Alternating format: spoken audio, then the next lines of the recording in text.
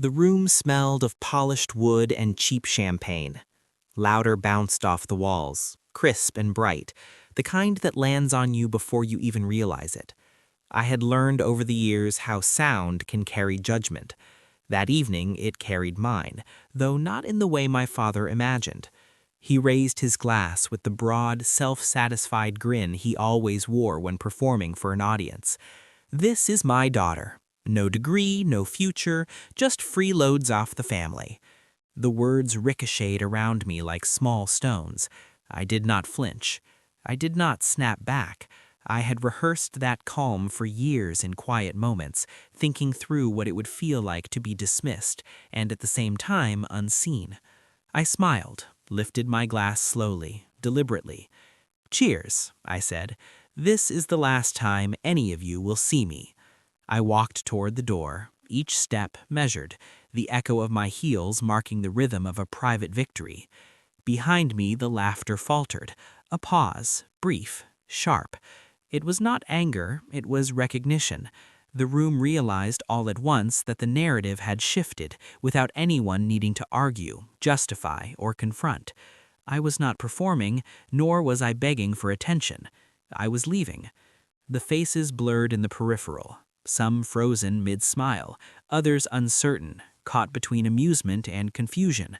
I saw my father, too, his expression faltering just enough to reveal the exact moment he understood that authority does not reside in words alone.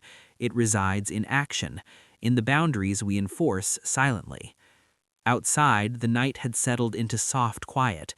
The air smelled of winter and faint exhaust, a clarity the party could never provide.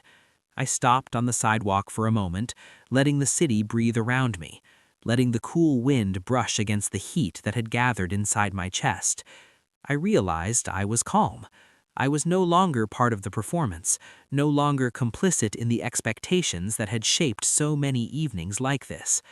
I remembered smaller moments, memories that had taken decades to fully recognize. Family dinners where jokes came at my expense, social gatherings where my silence was interpreted as weakness. Each memory folded into this one, like a subtle layering of truths no one else could see. I had felt anger before, yes, sharp and lacerating, but tonight it was tempered. Tonight it was precision. People in the room would talk about it later. Some would whisper in corridors about the audacity, the dramatics. They would miss the point entirely. I had not acted for them. I had acted for myself. I thought about the future and how strange it felt to define a path so sharply in a single moment. There was no grand exit stage left, no dramatic confrontation waiting to unfold. There was only quiet dignity, a sense of control that no applause could ever grant.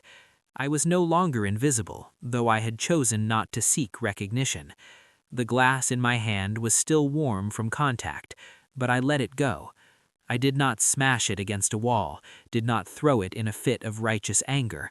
That would have been performance, spectacle.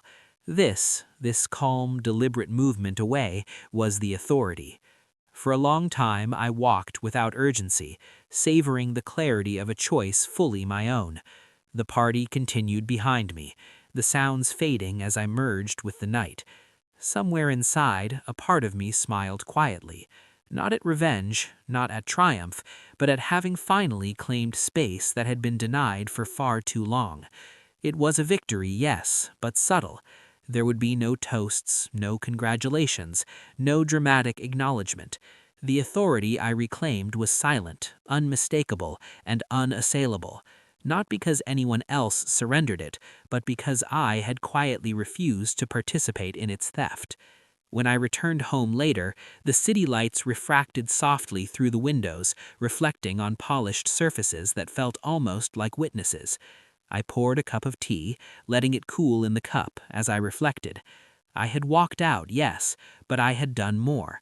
I had affirmed the boundary that had long been crossed, and in that affirmation I had found a small, calm power of my own.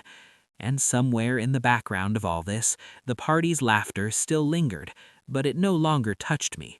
I had chosen the path, walked it, and closed the door. The night carried on.